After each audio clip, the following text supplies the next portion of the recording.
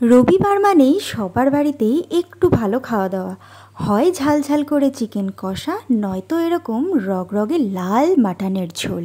বেশ অনেক দিন বাদে একটা কাজ ছাড়া রবিবার পেয়েছি, তাই মাকে বলেছিলাম মা একদম লাল লাল করে মাটনের পাতলা ঝোল বানাবে, আর তার সাথে কিন্তু আর কিচ্ছু নয়। রবিবারের দুপুরে এরকম লাল লাল মাটন কষা দিয়ে গরম গরম ধোয়া ওঠা ভাত, আর তারপরেই একটা গল্পের বই নিয়ে টানা ৩-৪ ঘন্টা ভাত ঘুম।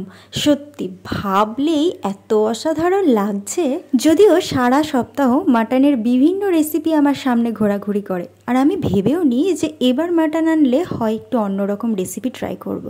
কিন্তু যখনই আমি মাটন নিয়ে আসি তখনই মনে হয় ধুর, আর অন্য কিছু বানাতে আমার ইচ্ছে করছে না।